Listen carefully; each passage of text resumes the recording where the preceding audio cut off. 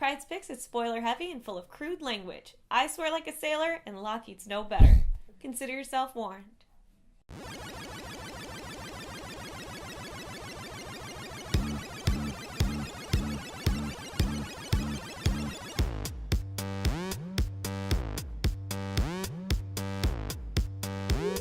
Hey everyone, it's March 26th, and I'm here with this week's Pryde's Picks. This week I have a butt ton of books, mostly Marvel and Image Comics, so let's just get started. First up is Superior Spider-Man issue 30. Now this is the conclusion of the Doc Ock Superior Spider-Man, and I'm not sure if I'm satisfied. I've been saying the whole time I want Doc Ock gone. That is true. But in the end, I don't want to ruin it for you guys, because if you've been reading this book for 30 issues, I feel like you deserve an ending, and I can't spoil it. I'm going to say I'm a little let down. We can talk about it next week, why, but let's just say a lot of the problems are resolved in his mental verse, in his little mental scape. So I wasn't too pleased with that. Jonah Jameson has the world after him because they're pissed off about his little spider slayers going all fucking rampant all over town. And the Avengers are now like, oh, Spider-Man, we're going to have to arrest him next time we see him. So, of course, it's going to be the conclusion of this, and you know Peter Parker's coming back. But the way they brought him back, I wasn't exactly excited about. I feel like Doc Ock might have maybe stuck a bit of more of a fight up. And just read it your damn selves. I'm going to give it a buy it now, but the whole series itself is a wait for the trade. Moving on to Guardians of the Galaxy issue 13. This is the final issue for the Trial of Jean Grey, and I have to say I was kind of let down with this as well. I don't know what Marvel's up to. Jean Grey's put on trial. Last issue, Jean Grey escapes, and then Gladiator and Oracle come looking for her, and the X-Men and the Guardians of the Galaxy are looking for her to save her. And then Jean, this issue, gets this badass power she's never had before, where she kind of combines her telekinetic power with her telepathic power, and she basically goes like this hot pink badass ray-shooting genius, super mutant? Her new skill set is quite incredible, and I got a little excited in the underpants just watching her kick ass. But I felt like in the end, the conclusion wasn't exactly it wasn't satisfying to just be like, I'm gonna go now, and everybody be like, okay, because we don't want the X-Men on our ass, is kind of a letdown. I feel like she never really got a full trial. They kind of put her up, they're like, this is what you're being tried for. She escapes the end. There was no full trial. There was no, look at all your sins, you dumb little twat.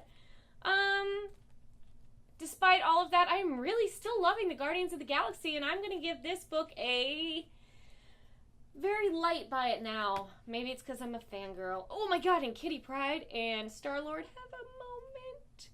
So cute. Let's move on to Amazing X-Men issue 5. Now this book has pirate-style X-Men meeting up with undead Kurt Wagner, who is in heaven, and basically he's trying to save souls from his dad Azazel, who has taken little bamps, and he's trying to get the souls from heaven, take them to hell, use them for whatever Azazel uses souls for.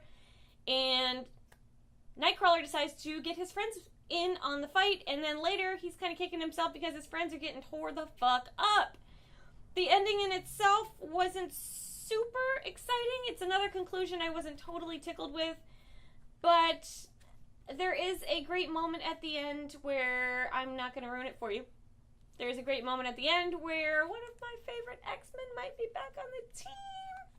Kind of a spoiler. I'm going to give this issue not a buy it now. I would say read it on the shelf. Read the whole series on the shelf. It's only 5 issues. Get on it. Let's move on to Ghost Rider, all new Ghost Rider issue 1. Now I picked this up thinking, who the fuck cares about Ghost Rider? I don't need a new one. I don't really care. But this kid Robbie is sort of likable. The style is almost anime-esque, kind of dark, kind of gritty, and at the same time, this Robbie kid is kind of like a Grand Theft Auto Need for Speed kid. He's fixing up old cars, might be jacking them for extra money, and he's taking care of his kid brother who's in a wheelchair.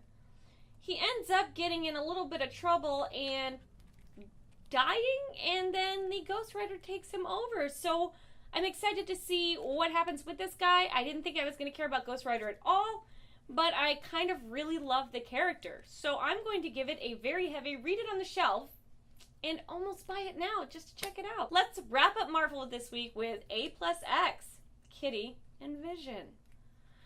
Okay, so the thing that Kitty and Vision have in common is they both can go intangible. So then they put them in a book together, pair them up, and then take away the one thing they have in common. So it's left with a bunch of self-analyzing and punching of robots with fists. In the end, it turns out that Murder World is sentient, and they convince it the Murder World doesn't want to kill itself. Murder World should just live, because that's what people do. And even though it's not a person, that's kind of how they end it. They let it be. They let Murder World just have its own little world. And the ending sucked, and this book deserves your piss, shit, and anything else that can excrete from your body all over it, especially on Kitty. Moving on to the one book from DC this week, Injustice, Gods Among Us, issue 3. Now this is Crisis in Sector 2814, so this is all Green Lantern based for the most part. And Kal-El has gone off the rails. We already know that in the Injustice books. And the books, I mean, they're taking on a life of their own that I think have far exceeded the game. At this point, nobody gives a shit about that game. It's done and over. The books, though, comic book fans are loving them, myself included, because it's kind of a way to do anything you want and keep it kind of out of the context of the comic book genre of DC. And right now, Ganthet, the blue guardian of the Guardians of the Galaxy, has gone to him and he's like, you need to stop what you're doing. You can't rule these worlds. You're not better than the rest of us. And Soups tells him to take a fucking hike.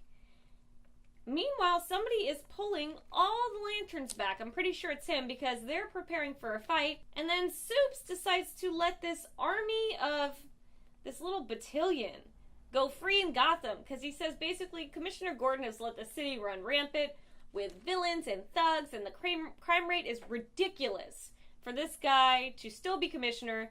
And screw Gordon, I'm taking over your city. So Gordon knocks on his daughter's door as Oracle, and he's like, I know you're in there. I know what you do. I've known it. And so she lets him in, and she's like, how long have you known? He's like, I'm a fucking detective. I've known it forever. I've known it since the moment you started this little thing. And then she goes, maybe you don't know everything about me. And then she's like, we pop up birds of prey. She's got backup. She's like, maybe we can help. And that's how it ends. And this book is fun. If you want some fun in DC, Injustice is where it's at. And I'm not just going to give this a buy it now, but giving all of the Injustice books a buy them now. And the trades, you will not be disappointed. Even if you're not a DC fan, you're going to love it. Moving on to Image Comics with Alex and Ada, issue 5. Now, as you all know, this kid was gifted a sex doll / girlfriend doll from his grandma for his birthday, and he's been really weird about it. He doesn't like that he has this robot that just follows him around and does whatever he wants, so he decides to kind of hack her. And he ends up meeting this gentleman that can hack her. It turns out that guy is a hacked robot, and he's just setting her free from having her emotion chip, blocked. So he thinks he's doing her a favor. She wakes up screaming, retreats into herself, and decides that all these emotions are too much to handle. I flash back to Data getting his little feelings chip and going all crazy, and I was kind of hoping she would get a little bit evil because he, kind of got out of control, and he was hilarious. I wanted that. Right now, we're not getting that. Basically, she retreats into herself. He doesn't know how to get to her, so he tries calling her through the little chip in his head, goes to her head, and they have a conversation, and he kind of coaxes her out of her little shell, brings her into the real world. And it's touching and it's sweet. Look at this cover. This is them having the little talk. It looks kind of like they're spooning in a romantic fashion. I can't get enough of this book. And every time I think it's going in one direction, it goes a little bit deeper in another. And I love it. Alex and Ada, buy it now. Moving on to Real Heroes issue 1, Image Comics.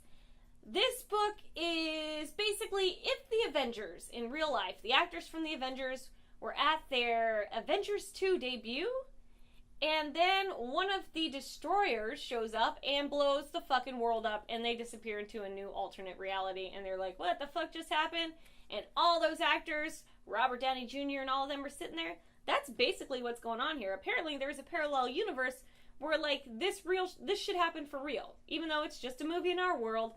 And now this guy that pulled him in there is like, I'm gonna need you guys to be heroes. So with the direction of the book, I can't tell you right now if the book itself is going to be good. But the first issue was very exciting, very fast-paced. I was in it and I was feeling it, and I was amused every step of the way. So at least issue 1 is a definite buy it now. For all I know, the next few issues could be total shit and lose the allure it's got. But at the moment, it is a very fast-paced, fun book. And if you want something different, Real Heroes is on your shelves. Let's wrap up Image Comics with The Walking Dead issue 124. Now, as you all remember, Rick was recently shot with an arrow that might or might not have had zombie guts on it. Well, I'm starting to think maybe it did, because he's feverish, they've tended to his wound, it wasn't that deep, they don't understand what's going on. Someone runs in and says, "Everyone's feverish, what do we do?" And that's when it dawns on everybody what the fuck just happened. I'm not sure where the book's gonna go, but Carl realizes his dad might be dying, as well as Andrea. And not sure why Maggie is holding her little coochie belly on here, because she's not in the book at all. But I guess, spoiler alert, she's got a baby on the way, little baby Glenn. It was a buy it now, but it wasn't life-changing, and I feel like this is issue 10 of 12 of the all-out war, and shit's about to get real. I have a feeling we are about to say goodbye to Rick, and if we don't, I'm going to cut off Kirkman's balls myself. Buy it now. Moving on to Vertigo Comics with The Wake, issue 7 of 10. Now, this is part 3 in the Wake series, and the first 2 parts were really cool. They were a little bit different, kind of dark. The very first issue started with this girl that had like this Echo the Dolphin meets the dolphin from Sequest bestie that she could like ride and talk to and was like a pet and a friend. Well, we finally get back to her story arc at the beginning of this. You see her as a child and her dad getting taken by this alliance-ish group. And later she is basically a slave forced to work on the ship. She gets into it. The ship gets attacked by this big monster. Her dolphin friend shows up to save her, and you're like, what? There he is. I've been missing that dolphin for fucking 6 issues. And then the giant monster opens its mouth, sucks her in, only to find out it's not a monster, but I guess like a ship of some sort, because in it are some people. And this gentleman says, "Welcome home, dear." And he looks a bit like her dad, so I'm pretty sure that guy's coming back. And it was really cute. More importantly, the dolphin's back, and that's what I've been waiting for. So The Wake has been a good run so far. I would say definitely look into it, read it on the shelf. For me, it's a buy it now, but probably not for you. God, this week's been full of a lot of, like, buy it nows. I swear I'm not biased. Just had a good week in books this week. Wrapping up this week is Serenity issue 3. Now, I did shit on issues 1 and 2 and basically say that it looked like it was written by somebody that loved the movie and not the TV series. And this book's kind of making me eat my words a little bit. As we all know, Jubal early showed up to fuck up the ship. And he gets the better side of all the crew once again, except one of the crew members shows up. He forgot about this particular crew member, and this particular crew member gets a little bit of payback. I can't tell you what it is because it's too good to ruin. But in the end, Mal goes to a familiar face for help, and I'm definitely going to ruin this. It's the fucking operative from the movie. And so basically, the operative versus Jubal Early, watch them be brothers or some shit, because those guys are equally fucked up, except Jubal Early is batshit crazy. And he's got that over everybody else, so you never quite know what that guy's going to do. And basically, shit's about to get real. Zoe is still kidnapped by the Alliance. They have a baby on board. I don't know what comic book thinks having a baby's gonna work. Only book that seems to work in right now, the only book in comics that a baby seems to work is Saga. That is the only book. Every other book, the babies need to be shot out an airlock because they are dragging down the fucking story. I'm gonna wrap up this week by saying, where were you at my game night? I was playing Pretend You're Zizzy again, which is like a Cards Against Humanity game, and it was a blast. I got to go to MegaCon for just about a few hours and had a good time. Picked up some stuff. Picked up Scott Blair's new book. You have to buy it. There's 4 pictures that he took, that he had made over the year, that I happen to be in, that made it in his book. More importantly, he has full pages of some great art that you can just rip out, frame, and put up. It's amazing. Check out Scott Blair's Facebook page and Twitter, and buy that shit.